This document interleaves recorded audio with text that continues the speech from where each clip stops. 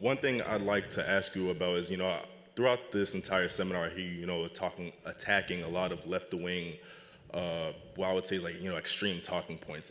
One thing I would like to have a question about is when it comes to public education. You said that you wanted the department to be abolished, burned down to the ground. Yeah. Could you elaborate more as to why you think public education is a problem? Absolutely. So when things started going downhill in terms of the public education system is when they federalized it. Nothing good happens in the federal government. Nothing good. There isn't a single federal department that you can point to and say, hey, that runs expertly. I mean, DMV, talk about anything. Oh, that runs really well. We should really do more of that. The job of the government is to make sure that it has more employees, right? To make sure that government can grow. And their best way to do that is by creating a system of dependency. So it's counterintuitive. I'm a supporter of school choice. People should not be deemed to go somewhere that they're districted simply because of where they live.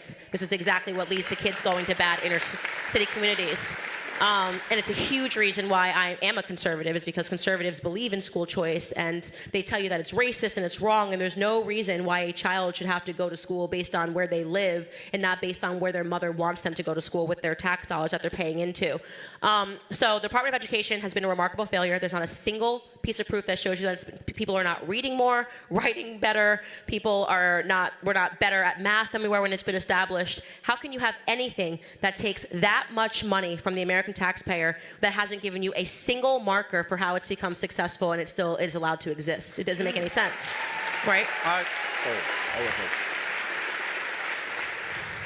So, of course, I agree with you there. I feel like, the federal government is spending a lot of people's money on things that doesn't matter.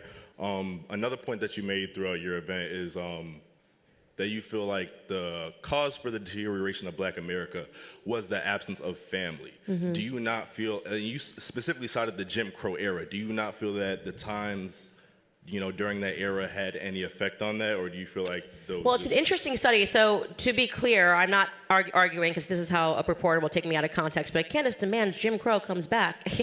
Absolutely not. What I'm saying is that is so telling that during Jim Crow times, the Black American family was doing better. Why is that? Because we had to rely upon ourselves, our families were together, and faith was at the center of not just the Black life, but the American life. And what happened, which Black people were given an opportunity to after slavery, was that families were able to come together. They understood the importance of family being together and better values being asserted.